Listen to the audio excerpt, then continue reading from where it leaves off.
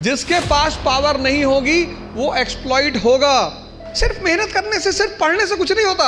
अगर मेहनत करने से सब कुछ होता तो सबसे ज्यादा फायदा होता मजदूरों का। सेल्फ इंट्रोस्पेक्शन, आपकी क्षमता कितनी, आपकी ताकत कितनी कम है, बढ़ा लो। जितने लोग तैयारी शुरू करते हैं, मैंने देखा शुरुआत में इतना पढ़ना शुरू करते हैं, पहले दिन से 10 घंटा 15 घंटा आराम से। मैंने 98% स्टूडेंटों को देखा है वो किताब को अंडरलाइन करने को पढ़ाई मानते हैं। अपनी इंटरनल कैपेसिटी को पहचानो, यही तो है सेल्फ इंट्रोस्पेक्शन। और अगर वो कम है, बढ़ा लो। और जीवन की लड़ाई में 2 ताकतें बहुत काम आएंगी, एक मन की और एक शरीर की। आप में से बहुत सारे लोग हैं जो 10 घंटा पढ़ना चाहते हैं, लेकिन ये पढ़ने ही नहीं देता होगा। जिसके पास पावर नहीं होगी उसका एक्सप्लॉइटेशन होगा। ये न्यूटन का चौथा नियम है। नहीं, वो भूल गया था बताना।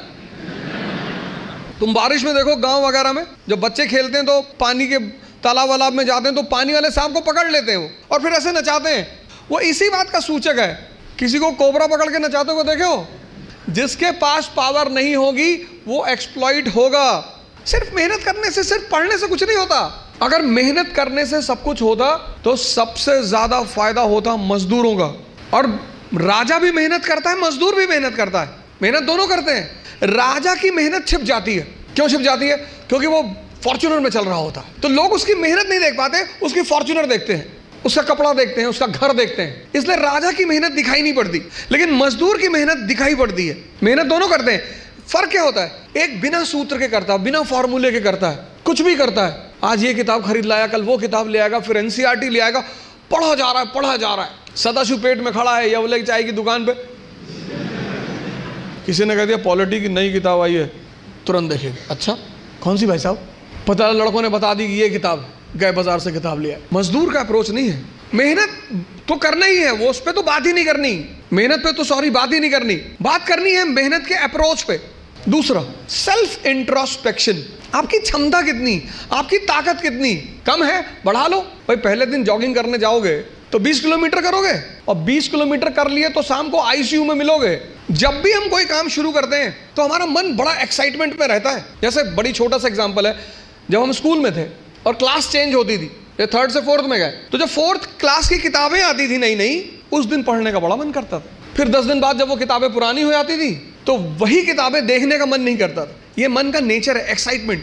नहीं, बाइक घर में आई, खूब चलाए 3-4 दिन, बाद में देखने का मन ही नहीं किया। अपनी ताकत, क्षमता सबकी बराबर है, कोई कम यूज करता है, कोई ज्यादा यूज करता है। Self introspection. एक साहब का उनकी वाइफ से झगड़ा हो गया, वाइफ ने बेलन लेके दौड़ा लिया और दौड़ाया, और वो भाई साहब जो है कमरे में गए और कमरे में जाके एक अलमारी के अंदर घुस के अंदर से बंद कर लिया। श्रीमती जी ने बाहर से बेलन से पीटना शुरू किया, बाहर निकलो। उन्होंने कहा मैं नहीं निकलूंगा। लेडी चिल्लाने लगी तो पास पड़ोस के लोग आ गए, बहुत सारे लोग इकट्ठा हो गए। तो लेडी ने, उस लोगों ने पूछा क्या हुआ बहन जी? बोले ये अलमारी में घुस गए और निकल नहीं रहे। तो आदमी अंदर से चिल्लाया कि आज पूरे मोहल्ले को पता चलना चाहिए कि इस घर में किसकी मर्जी चलती है, मैं नहीं निकलूंगा। ऐसी ताकत का क्या फायदा जब तुम अपने आप को दरवाजे में बंद करके और शेर बन रहे हो। क्षमता सबके पास है। ये 2 पेट हैं, मैं बार बार कहता हूं, एक पेट ये, एक ये। तो अगर ये 4 रोटी हजम करता है और पहले दिन तुमने इसे किसी दिन 15 रोटी दे दी, वॉमिटिंग शुरू। जितने लोग तैयारी शुरू करते हैं, मैंने देखा शुरुआत में इतना पढ़ना शुरू करते हैं, पहले दिन से 10 घंटा 15 घंटा आराम से। आपको पता नहीं, आपको लगता नहीं कि ये पेट है ना, हजम करना होता है, सिर्फ अंडरलाइन करना नहीं होता। मैंने 98% स्टूडेंटों को देखा है वो किताब को अंडरलाइन करने को पढ़ाई मानते हैं। अपना स्व मूल्यांकन करना बहुत बड़ी बात होती है। Self introspection. कभी कभी एहसास होता है हमें कि हम बहुत काम कर रहे हैं, कुछ होता नहीं उस वक्त। इस क्षमता, यहाँ की जो डाइजेशन क्षमता है, ये दिखाई नहीं पड़ती ना, ये दिखाई पड़ता है। ये पेट दिखाई पड़ता है, ये पेट दिखाई नहीं पड़ता। अब ये क्षमता विकसित, स्ट्रॉन्ग कैसे होगी? बड़ा प्यारा फॉर्मूला, सेकंड फॉर्मूला। क्षमता बढ़ानी है मन की, हजम करने की, बहुत प्यारा, जो कि फिर 98% लोग नहीं करते। तुम बिना सोचे पढ़ सकते हो, बिना सोचे लिख नहीं सकते। एक फॉर्मूला है 20 पेजेस पर डे। आप लिखिए। आप किसी भी कोचिंग जाते हैं, कहीं भी जाते हैं, कोई टॉपिक खत्म होता है, उस टॉपिक को आप कम से कम 5 बार लिखिए। अब पढ़ने की आदत छोड़िए, लिखना शुरू करिए। जितना आप लिखेंगे उतना सोचने की क्षमता या हजम करने की क्षमता डेवलप होगी। भाई पहले दिन जॉगिंग करने गए, 2 किलोमीटर गए, 5 दिन 6 दिन 2 किलोमीटर जाते रहे, फिर 10वें दिन 5 किलोमीटर, क्षमता बढ़ी ना, एक दिन में नहीं बढ़ेगी। ये दूसरा फॉर्मूला है, अपनी इंटरनल क्षमता को बढ़ाओ। उससे बहुत सारे लोग मिलते हैं, सर हमें कुछ याद नहीं रहता। आपने हजम ही नहीं किया। मूवी आपको पूरी याद रहती है ना, नॉवेल पढ़ा आपने पूरी याद रहता है, पूरा नॉवेल एक एक लाइन एक एक कैरेक्टर याद है। ये क्यों नहीं याद है? क्योंकि आपने हजम करने की कोशिश नहीं की। ये दूसरा फॉर्मूला, अपनी इंटरनल कैपेसिटी को पहचानो। यही तो है सेल्फ इंट्रोस्पेक्शन। और अगर वो कम है बढ़ा लो। 3 महीने, 90 दिन का कोर्स है ये। 3 महीने अगर 20 पेजेस लिख ले गए तो तुम बिलीव नहीं करोगे कि तुम्हारे सोचने की क्षमता कितनी डेवलप हो जाएगी, हजम करने की क्षमता कितनी डेवलप हो जाएगी। युवा मतलब शक्ति। भारत आज एक दुनिया का ऐसा देश है जिसके पास सबसे ज़्यादा युवा हैं, और भारत आज दुनिया का एक ऐसा देश है जिसके युवा सबसे ज़्यादा डिप्रेशन में है। इसीलिए तो बुजुर्ग लोग शादी कर रहे हैं।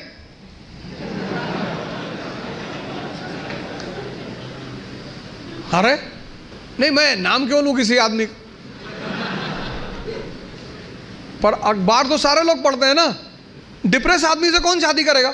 और जीवन की लड़ाई में 2 ताकतें बहुत काम आएंगी, एक मन की और एक शरीर की। अमेरिका का एक विद्वान था थॉमस जेफरसन, उसने कहा किसी भी संविधान को सिर्फ 19 साल चलना चाहिए। जब अमेरिका में संविधान लिखा जाने लगा तो उसने कहा किसी भी संविधान को सिर्फ 19 साल बस, क्योंकि 19 साल बाद बहुत सी चीज़ें बदल चुकी होंगी। तो जब चीज़ें बदल जाएंगी तो फिर संविधान लिखा जाएगा बदली हुई परिस्थिति के हिसाब से। गावस्कर किसी ज़माने में क्रिकेट के सुपरस्टार थे। गावस्कर को रिप्लेस किया सचिन तेंदुलकर ने, सचिन तेंदुलकर को रिप्लेस किया विराट कोहली ने। अब विराट कोहली को भी कोई रिप्लेस करेगा। समय की जो सबसे बड़ी चीज़ है वो है change. Change is the law of nature. और जो चेंज को नहीं समझेगा, सिर्फ पढ़ाई करने का मतलब ये नहीं होता कि आप रट लो किसी चीज़ को। तीसरी सबसे बड़ी चीज़ ये है कि तुम्हारी जो समय है, सिचुएशन, परिस्थिति, इकोनॉमी, सोसाइटी, पॉलिटी, और सब इंटरकनेक्टेड है। स्कूल में हम क्या करते हैं, सबको सेग्रीगेट करके पढ़ते हैं अलग अलग, लेकिन सिविल सर्विस में सब एक दूसरे से जुड़े हुए हैं। अफगानिस्तान में स्त्री की दशा देखो और यूएस में स्त्री की दशा देखो। उसके लिए रिलीजन जिम्मेदार नहीं है। Economic independence gives social independence. यही तो फॉर्मूला है। आर्थिक स्वतंत्रता व्यक्ति को सामाजिक स्वतंत्रता देती है। यही तो फॉर्मूला है। पराधीन सपने सुख नाही। जो आदमी दूसरे के अधीन है। तुम्हारी जो परिस्थिति है, तुम्हारा जो समय है, उसको देखना, उस पर गौर करना बहुत जरूरी है। अगर तुम अपने समय को नहीं, उस परिस्थिति को नहीं पहचानते। एक बार एक इंस्पेक्टर एक पोल्ट्री फार्म में गया। पोल्ट्री फार्म, फूड इंस्पेक्टर था, तो पोल्ट्री फार्म के इंस्पेक्शन पर निकला था। तो एक पोल्ट्री फार्म में गया तो उस पोल्ट्री फार्म के मालिक से पूछा कि मुर्गियों को क्या खिलाते हो? कहा साहब बाजरा खिलाते हैं। कहा इतनी गर्मी में बाजरा खिलाते हो, बंद करो इसको। पहले मुर्गी फार्म का मालिक को बंद कर दिया उठा। दूसरे मुर्गी फार्म में गया, उसने पूछा क्या खिलाते हो मुर्गी को? बोले साहब चावल खिलाते हैं। बोले उल्टा सीधा खाना खिलाते हो, इसको भी बंद कर दो। दूसरा वाला भी बंद हो गया। जब वो तीसरे मुर्गी फार्म में एंटर किया, उसने कहा क्या खिलाते हो मुर्गियों को? उसने कहा साहब खिलाते कुछ नहीं, 5-5 रुपये दे देते हैं, इनका जो मन होता है खा लेती। बोला हाँ तुम समझदार आदमी, ऑफिस में आओ। तो मैं सब लोगों से यहाँ रिक्वेस्ट करूँगा कि आप योग और ध्यान से ज़रूर जुड़ें। ध्यान किसी धर्म का नहीं है। उस ध्यान पर किसी धर्म विशेष की मोनोपोली नहीं है। ध्यान का सीधा सा मतलब है अपने मन को समझना। आप में से बहुत सारे लोग हैं जो 10 घंटा पढ़ना चाहते हैं, लेकिन ये पढ़ने ही नहीं देता होगा। तुम्हारी जीत किस पर निर्भर करती है? अगर इससे तुम्हारी दोस्ती हो गई और तुम जो करना चाहते हो उसमें ये तुम्हें सपोर्ट करने लगा, या तुम उठे सुबह, तुमने डिसाइड किया कि आज मैं 4 घंटे पढ़ूंगा, और तुम्हारा मन तुम्हारे साथ बैठ गया और 8 घंटे बीत गए, तुम्हें पता ही नहीं चला, वही तो ब्लेसिंग है। और तुमने टारगेट बनाया कि 6 घंटे पढ़ूंगा, और 60 मिनट बाद तुम चाय पी रहे हो, बाहर खड़े हो गए। और चाय पी रहे हो तो बुरा नहीं कर रहे हो, चलो अच्छा कर रहे हो। तुम्हारा जो डिस्कशन है, तुम जब भी लोगों से बात करो, तुम ये गौर करो कि किस मुद्दे पे कर रहे हो। सुष्मिता सेन शादी कर रही है। तुम्हारा चाय पीना भी बुरा नहीं है, तुम्हारा डिस्कशन करना भी बुरा नहीं है। बुरा है तुम्हारा मुद्दा। चलो बाहर निकल ही आए, बात कर रहे हो, कोई बात नहीं, तो किसी ऐसे मुद्दे को उठाओ जिससे, और डिबेट का मतलब झगड़ा नहीं, डिबेट का मतलब एक्सचेंज ऑफ इंफॉर्मेशन। पूरी जिंदगी तुम ये कभी नहीं कह पाओगे कि अब मुझे सब कुछ आता है, और जिस दिन तुमने ये कह दिया, किसी मेंटल हॉस्पिटल जरूर चले जाना। अपने आप को ताकतवर बनाओ, फिजिकली और मेंटली, क्योंकि यही ताकत तुम्हारा उत्साह बनेगी। पीवीआर की टिकट लेनी है, लाइन में खड़े हो तुम, और तुम्हारी हाइट है 6 फीट और वेट है 250 kg, तो तुम लाइन में कभी नहीं जाओगे। ताकत है ना शरीर में, उत्साहित हो तुम, लाइन के आगे चले गए। तुमको पता है कि अगर कोई झगड़ा करेगा सबको मारेंगे। मुझसे लोग पूछते हैं उत्साह कहाँ से आता है? शक्ति से। ये जो एंथुजियाज्म है, ये जो कॉन्फिडेंस है, ये ताकत का खेल है। अपनी पढ़ाई के साथ जिस चीज को तुम निगलेक्ट करते हो, तुम उस पर ध्यान ही नहीं देते, वो चीज है तुम्हारी पर्सनैलिटी। पढ़ाई के साथ साथ जो इक्वली इंपॉर्टेंट चीज है वो है पर्सनैलिटी, तुम्हारी साइकोलॉजी, तुम्हारा सोचने का तरीका। कई चीजें हैं जो मैं हर सेमिनार में रिपीट करता हूँ, उसमें से एक ये है कि स्टूडेंट, भिखारी और सन्यासी की कोई इज्जत होती नहीं। अपने स्कूल में किसी कारणवश पकड़े गए, कार्रवाई हुई हमारे ऊपर, तो मेरी माता जी ने कहा घर में कि कुल का नाम खराब कर रहा। तो मेरे पिताजी ने बड़ा अच्छा जवाब दिया, बोले कौन सा मुगल कुल है कि हमारे कुल का भारत में बड़ा नाम। बोले कोई बात नहीं बेटा, जाओ, तुम हो गई गलती तो कोई बात नहीं। स्टूडेंट, तुम जहाँ भी सीखने जाओगे ये सब कॉन्सेप्ट लेकर, मैं तो क्लास में देखता हूँ 500 लड़के 600 लड़के बैठे होते हैं, सवाल ही नहीं करते, एक दूसरे का चेहरा देखते हैं। जब तुमको तुम्हारी एजुकेशन इतनी हिम्मत नहीं दे पाई कि तुम भीड़ में खड़े होकर प्रश्न कर सको, तो वो एजुकेशन तुम्हारी ज़िंदगी को कैसे बदल सकती है? अगर तुम पढ़े लिखे हो, शिक्षित हो और तुम सवाल नहीं कर सकते, भाई तुम सवाल, यहाँ इतने सारे लोग बैठे, अगर तुम कोई क्वेश्चन पूछते हो और लोग हंसते हैं, क्या फ़र्क पड़ता है? लोग सिर्फ मुर्दों पे नहीं हंसते।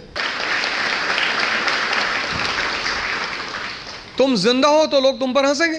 तो एजुकेशन कम से कम इतनी तो क्षमता दे कि मैं पूछूंगा हाथ उठा के। कितने लोग आते हैं कोचिंग करने, वो कोचिंग से वापस चले आते हैं, वो अपने डाउट्स पूछते ही नहीं क्लास में, टीचर से मिलने ही नहीं जाते। और दुनिया में राइज करने का सबसे अच्छा साधन है बेइज्जती। जो तुम मोटिवेशन ढूंढते हो ना, वो इसीलिए ढूंढते हो क्योंकि तुम्हारी बेइज्जती नहीं होती। जिसकी बेइज्जती होने लगेगी ना, उसके अंदर आग लग जाएगी कि तुमको दिखाएंगे अब, और तुम उसी चीज़ से डरते हो। भाई तुम क्लास में टीचर पढ़ा रहा है, तुमने कोई सवाल किया, टीचर ने डांट के बिठा दिया, बदतमीज कहेंगे, बच्चों जैसे सवाल करो, भगा देंगे क्लास। पूरी क्लास हंसने लगी। कितनी आग लगी अंदर कि मास्टर IAS बनेंगे, बंद कराएंगे तुमको, कुछ भी हो जाए। तभी तो पढ़ोगे, आग है ही नहीं अंदर। ऊपर से मोबाइल, यूट्यूब, फेसबुक, ट्विटर। हम जब IAS की तैयारी करने गए तो हमारे गांव में हर आदमी, मतलब एक साहब तो हंसना शुरू किया उन्होंने, और हंसते हंसते गिर गए वो। उन्होंने हमसे पूछा दिल्ली क्यों जा रहे हो? अब मेरा दिमाग खराब था, मैंने कह दिया मैं IAS की तैयारी। बोले IAS? फिर वो हंसने लगे और हंसते हंसते वो गिर गए। और उस हंसी का इतना रोल रहा मेरे जीवन में, मतलब उस हंसी ने मुझे एकदम मजबूत कर दिया था कि अब IAS ही बनना है। उस दिन मुझे एहसास हुआ कि महाभारत क्यों हुई। आपको कोई डांट दे उतना बुरा नहीं लगता, आपको कोई भगा दे बुरा नहीं लगता, जब लोग हंसते हैं ना तब बहुत दर्द होता है। लेकिन मेरे पिताजी ने मुझसे कहा कि IAS प्रधानमंत्री बनने वाले आदमी। अरे मैंने कहा यार क्यों चढ़ा रहे हो फालतू में। भगवान का आशीर्वाद से आज भी हमारे साथ हैं, और मैं अगर उनसे कोई भी बात कहता हूँ तो तुम्हारे लिए तो कल ही कर लोगे। तो मैंने कहा सोच रहे हवाई जहाज खरीद लो। अरे ने कहा भैया जी लेने दो। लेकिन उन्हीं की वजह से मतलब आज जहाँ भी मैं हूँ उसमें सबसे ज़्यादा योगदान मेरे पिताजी का है। और वो योगदान क्या है सबसे बड़ा? उन्होंने मुझे कभी निराश नहीं किया, हमेशा हर चीज़ में, अरे तुमसे क्यों नहीं होगा, तुम ही करोगे। मैं जब सेमिनार लेने निकलता हूँ तो आमतौर पर उनसे बात कर लेता हूँ। कोई भी मैच हो तो जब मैच खेलने आप उतरते हो ग्राउंड पे, तो हर मैच में एक फीलिंग तो रहती ही है। मैं उनसे बोलता हूँ कि यार सेमिनार है, हाँ ठीक है तुम जाओ, तुम एक दिन UN में भी बोलोगे। और वो चीज़ इतनी उत्साहित कर देती है। तुम जब भी ऊपर उठोगे तो ये ग्रेविटी तुम्हें नीचे खींचेगी ना, ऐसा समाज की ग्रेविटी है।